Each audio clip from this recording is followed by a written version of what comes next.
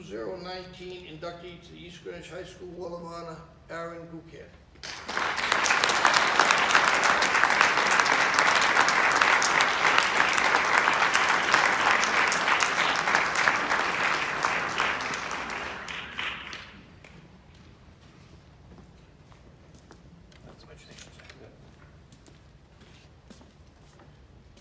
Good evening. I just wanted to thank the committee and for all that you do. And it's very humbling to be up here. I didn't get the memo that I had to give a big speech tonight. That might be a good thing for all of you. I actually talked to my brother beforehand, and like a true, he's my older brother, true Irish Catholic family. I said, Eric, I'm getting inducted. He said, yeah, I heard that. He goes, Bruce Mastraccio sent me something a few years ago. I didn't get the paperwork to him. He goes, but I would have been in there before you.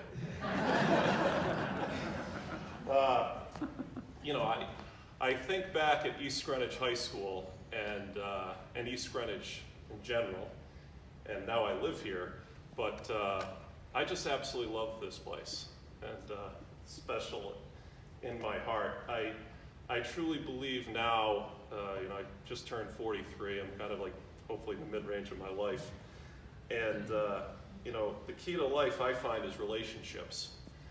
And I have plenty in this town. And a little emotional, sorry. Excuse me. I look at a lot of people in here through this whole audience, and they mean a lot to me. And as many accolades as we have in general as people are being honored tonight, there's some hiccups, and when those hiccups happen, you have to count on those relationships to get you through to that next place. I have a couple friends in the back.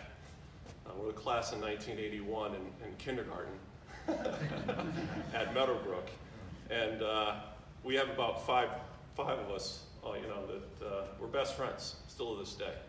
If I need something, I call them, and they're there. I think about some of the teachers. I see Mrs. Stenberg out there, and she was my 4th grade teacher, and how proud I was to be in the classroom with her. She taught me how to be, do the right thing. And I learned a lot in that class. And I saw her a few years back in the bank, and I just lit up. And that's really what happens in life, is how to make people make you feel. The gentleman to my right, Mr. Mastraccio, his whole family is across the street from me. And just a power of example. I see Bob Hodelin, who's done so much for the youth and the town in here when things get tough and people don't know what to do with addiction. And it's something that's corroding this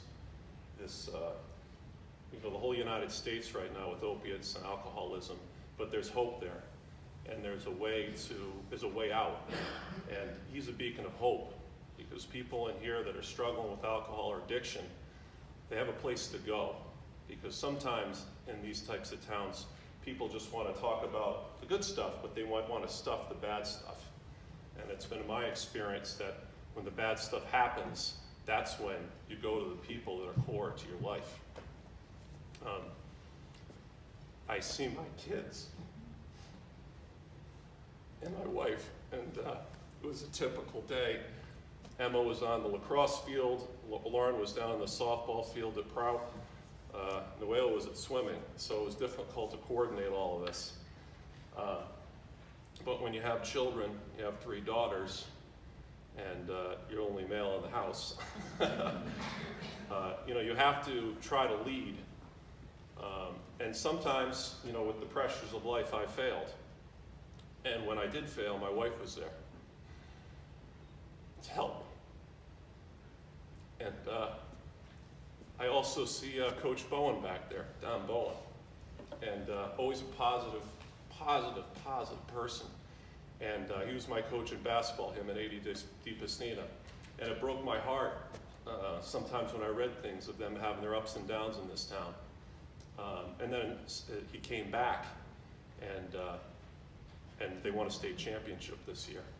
But you know, with the wins and losses, that's not what I think about when I think of Don Bowen and I think Addie DiPastina. I think of great guys trying to do the right thing and helping young kids, you know, try to be good athletes and good people and good men. I also think of my music side, which with